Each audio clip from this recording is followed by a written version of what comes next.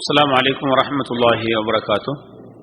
الحمد لله رب العالمين والصلاة والسلام على أشرف الأنبياء والمرسلين وعلى نبينا محمد صلى الله عليه وعلى آله وأصحابه ومن اهتدى بهداه إلى يوم الدين. أما بعد. அன்புள்ள சகோதரர்களே, இன்ஷா அல்லாஹ் இன்னும் சில நாட்களில் நாம் ஒரு சிறப்பான மாதத்தை எதிர்நோக்க இருக்கிறோம். இன்ஷா அல்லாஹ் அல்லாஹ் ரப்புல் ஆலமீன் அந்த மாதத்தை அடைய, அந்த மாதத்திலே நிறைய அமல்கள் செய்ய எனக்கும் உங்களுக்கும் இந்த உம்மத்துல் இஸ்லாமிய சமூகத்துக்கும் அல்லாஹு தஆலா தௌஃபீக் செய்வானாக. பொதுவாக ஒரு முஃமின், ஒரு இறை விசுவாசி, அவருடைய நிலைப்பாடு எப்படி இருக்க வேண்டும் என்றால், நன்மைகளின் பக்கம் விரைந்து செல்லக்கூடியவர்களாக இருக்க வேண்டும், நன்மைக்கு முந்தக்கூடியவர்களாக இருக்க வேண்டும். அல்லாஹ் ரப்புல் ஆலமீன் திருமறை குர்ஆனிலே பலவிதமாக இதை சொல்லி காட்டுகிறார். சூரத்து ஆல இம்ரானுடைய 133வது ஆயத்தில் அல்லாஹ் சொல்லி காட்டுகிறான், வசாரிஉ இலா மக்ஃபிரத்தின் மிர் ரப்பிக்கும் வ ஜன்னah.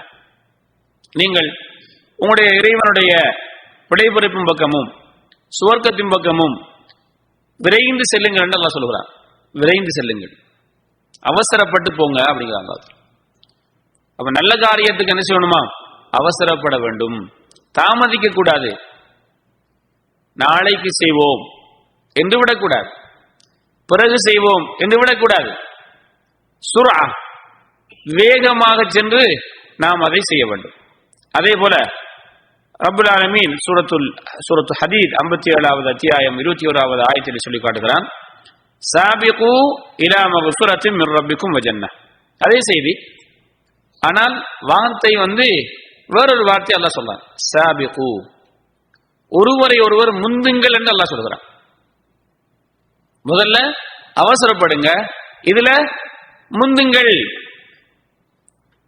மற்றவரை முந்தி நீ என்ன செய்ய வேண்டும்? அமல் செய்ய வேண்டும் என்று அல்லாஹ் சொல்கிறான். அவசரமும் படுங்க, மற்றவர்களை முந்தி நீங்கள் அமலுக்காக முந்திக் கொள்ளுங்கள். எந்த விஷயத்தை அல்லாஹ் இந்த ரெண்டு ஆயத்திலே சொல்லாண்டா, உன்ன ரப்பிடத்திலே சென்று பிழை பொறுப்பை தேடும் விஷயத்திலும் அந்த சுவர்க்கத்தை தேடும் விஷயத்திலும் அவசரமாக செயல்படு, ஒருவரை ஒருவர் முந்தி செயல்படு என்று அல்லாஹ் சொல்கிறார். அப்ப அந்த சுவர்க்கத்தை பெறுவதற்காக நாம் என்ன செய்யணும்?